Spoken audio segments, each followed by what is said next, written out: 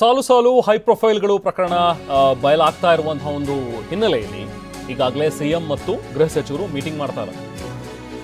ಇತ್ತೀಚೆಗೆ ಕಳೆದ ವಾರದಲ್ಲಿ ನೋಡ್ತಾ ಹೋದ್ರೆ ಸಾಲು ಸಾಲು ಇಂಥದ್ದೇ ಪ್ರಕರಣಗಳು, ಸೆಲೆಬ್ರಿಟಿಗಳಿಗೆ ಸಂಬಂಧಪಟ್ಟಂತಹ ಒಂದು ಪ್ರಕರಣಗಳು ಬರ್ತಾ ಇರೋದ್ರಿಂದಾಗಿ ಈಗ ದರ್ಶನ್ ಕೇಸ್ನ ಸಂಬಂಧ BSY ಪ್ರಕರಣ, ಸಚಿವ ಸಂಪುಟ ಸಭೆ ನಂತರ ಸಿಎಂ ಕೊಠಡಿಯಲ್ಲಿ ಮಾತುಕತೆ ಆಗಿದೆ.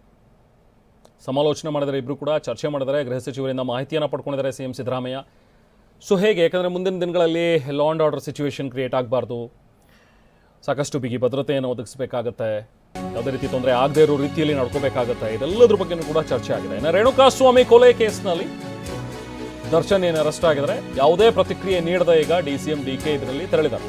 ಕೇಳಿದ್ರು, ಮಾಧ್ಯಮದವರು ಕೇಳಿದಂಥ ಒಂದು ಪ್ರಶ್ನೆ ಕೇಳಿಸ್ಕೊಂಡು ಕೈ ಮುಗಿದು DKಶಿ ಹೊರಟಿದ್ದಾರೆ.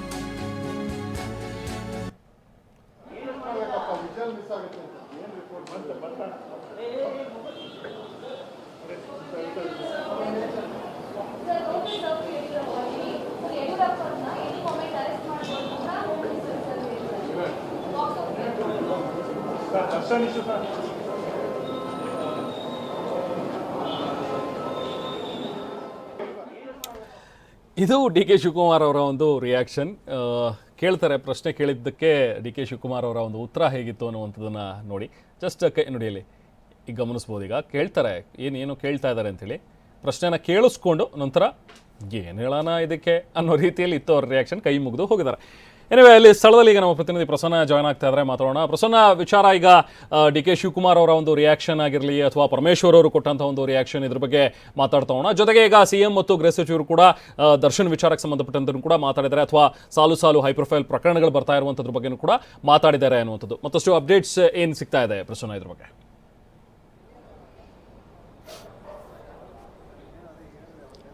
ರೆಹಮಾನ್, ಸರ್ಕಾರಕ್ಕೆ ಆಗಾಗ ಒಂದಷ್ಟು ಜಾಣ ಕಿವುಡು ಜಾಣ ಕುರುಡು ಕೂಡ ಕಾಡ್ತಾ ಇರುತ್ತೆ. ದರ್ಶನ್ ವಿಚಾರದಲ್ಲೂ ಕೂಡ ಮತ್ತು ನಿನ್ನೆ ರಾತ್ರಿಯ ಬಳಿಕ ಆದಂಥ ಬೆಳವಣಿಗೆಗಳ ಬಳಿಕ ಎಲ್ಲ ಒಂದು ಕಡೆ ಜನಪ್ರತಿನಿಧಿಗಳು, ಅದರಲ್ಲೂ ಸಚಿವರುಗಳು ಅಂತರ ಕಾಯ್ದುಕೊಳ್ತಾ ಇರುವಂಥದ್ದು ಅತ್ಯಂತ ಸ್ಪಷ್ಟವಾಗ್ತಾ ಇದೆ. ನಿಜ, ಸರ್ಕಾರಕ್ಕೆ ಇದೇನು ಸುಲಭದ ಪ್ರಕರಣಗಳಲ್ಲ. ಒಂದಷ್ಟು ಹೈ ಪ್ರೊಫೈಲ್ ಕೇಸ್ಗಳನ್ನು ನಿರಂತರವಾಗಿ ಬ್ಯಾಕ್ ಟು ಬ್ಯಾಕ್ ಬರ್ತಾ ಇರುವಂಥ ಕಾರಣಕ್ಕೋಸ್ಕರ ಬೇಕಾದಂಥ ಸಿದ್ಧತೆಗಳನ್ನ ಮಾಡ್ಕೊಳ್ಬೇಕಾಗುತ್ತೆ, ಕಾನೂನು ಸುವ್ಯವಸ್ಥೆ ಹದಗೆಡದೇ ಇರೋ ರೀತಿಯಲ್ಲಿ ನೋಡ್ಕೊಳ್ಬೇಕಾಗುತ್ತೆ. ಆದರೆ ಅಟ್ ದ ಸೇಮ್ ಟೈಮ್ ಅದಕ್ಕೆ ಹೊಣೆಗಾರರು ಯಾರು, ಎಲ್ಲಿ ತಪ್ಪಾಗ್ತಿದೆ, ಲೋಪದೋಷಗಳು ಏನು ಅನ್ನೋದ್ರ ಬಗ್ಗೆಯೂ ಕೂಡ ಸಚಿವರುಗಳು ಉತ್ತರ ಕೊಡಬೇಕಾಗುತ್ತೆ. ಮಾಧ್ಯಮಗಳ ಮೇಲೆ ಹಲ್ಲೆ ಮಾಡಿದ ಪ್ರಕರಣಕ್ಕೂ ಕೂಡ ಗೃಹ ಸಚಿವರು ಉತ್ತರ ಕೊಡೋದಿಲ್ಲ. ಪೊಲೀಸ್ ಸ್ಟೇಷನ್ ಮುಚ್ಚಿದಂತ ವಿಚಾರಕ್ಕೂ ಕೂಡ ಗೃಹ ಸಚಿವರು ಉತ್ತರ ಕೊಡೋದಕ್ಕೆ ನಿರಾಕರಿಸ್ತಾರೆ. ಅತ್ತ DCM DK ಶಿವಕುಮಾರ್ ಅವರು ಕೂಡ ಪ್ರಕರಣದ ಬಗ್ಗೆ ಮಾತನಾಡಿ ಅಂತಂದ್ರೆ ಯಾವ ಕಾರಣಕ್ಕೆ ಅನ್ನುವಂತ ಒಂದು ರೀತಿಯ ಪ್ರಶ್ನಾರ್ಥಕ ಚಿಹ್ನೆಯನ್ನ ಅವರೇ ನಮ್ಮ ಮುಂದೆ ಇಟ್ಟು ತೆರಳುತ್ತಾರೆ. ಇದಾದ ಬಳಿಕ ಇದೀಗ ಕ್ಯಾಬಿನೆಟ್ ಸಭೆಯಲ್ಲೂ ಕೂಡ ಗೃಹ ಸಚಿವರು ಮತ್ತು ಮುಖ್ಯಮಂತ್ರಿ ಸಿದ್ದರಾಮಯ್ಯನವರು ಒಂದು ಪ್ರತ್ಯೇಕವಾದಂತಹ ಮಾತುಕತೆಯನ್ನು ನಡೆಸಿದ್ದಾರೆ. ದರ್ಶನ್ ಪ್ರಕರಣ ಕೂಡ ಸರ್ಕಾರಕ್ಕೆ ಸವಾಲಾಗಿದೆ. ಇನ್ನು ಮುಂಬರುವಂತಹ ದಿನಗಳಲ್ಲಿ ಯಡಿಯೂರಪ್ಪನವರ ವಿಚಾರದಲ್ಲಿ ಕೂಡ ಎಲ್ಲ ಒಂದ್ ಕಡೆ ಸರ್ಕಾರಕ್ಕೆ ಇಕ್ಕಟ್ಟಿನ ಪರಿಸ್ಥಿತಿ ಎದುರಾಗುವಂತಹ ಸಾಧ್ಯತೆಗಳು ಕೂಡ ಇದಾವೆ. ಈ ಕಾರಣಕ್ಕೋಸ್ಕರ ಮುಖ್ಯಮಂತ್ರಿ ಸಿದ್ದರಾಮಯ್ಯನವರ ಜೊತೆ ಗೃಹ ಸಚಿವ ಪರಮೇಶ್ವರ್ ಅವರು ಕ್ಯಾಬಿನೆಟ್ ಮೀಟಿಂಗ್ ಆದ ಬಳಿಕ ಪ್ರತ್ಯೇಕವಾಗಿ ಸುಮಾರು ಅರ್ಧ ಗಂಟೆಗೂ ಹೆಚ್ಚು ಕಾಲ ಚರ್ಚೆಯನ್ನು ನಡೆಸಿದ್ದಾರೆ. ಆ ಎರಡೂ ಪ್ರಕರಣಗಳಲ್ಲೂ ಕೂಡ ಬೇಕಾದಂತ ಯಾವುದೇ ರೀತಿಯ ಕಾನೂನು ಸುವ್ಯವಸ್ಥೆ ಹದಗೆಡದೇ ಇರೋ ರೀತಿಯಲ್ಲಿ ಬೇಕಾದಂತ ಸಿದ್ಧತೆಗಳನ್ನ ಮಾಡ್ಕೊಳ್ಬೇಕಂತ ಒಂದು ಸವಾಲು ಗೃಹ ಸಚಿವರ ಮುಂದಿದೆ, ಇಲಾಖೆ ಮುಂದಿದೆ. ಆದ್ರೆ ಶಾಮಿಯಾನ ಹಾಕಿ ಯಾರ ರಾಜ ಮರ್ಯಾದೆಯನ್ನು ಕೊಟ್ಟು ಯಾರ ಮಾನವನ್ನ ಕಾಪಾಡೋದಕ್ಕೆ ಸರ್ಕಾರ ಹೊರಟಿದೆ? ಕಮಿಷನರ್ ಹೋಗಿ ಪೊಲೀಸ್ ಸ್ಟೇಷನ್ಗೆ ಭೇಟಿ ಕೊಟ್ಟ ಬಳಿಕ ಶಾಮಿಯಾನ ಹಾಕ್ತಾರೆ ಅಂದ್ರೆ ಸರ್ಕಾರದಿಂದ ಒಂದು ಡೈರೆಕ್ಷನ್ ಇರಲೇಬೇಕು.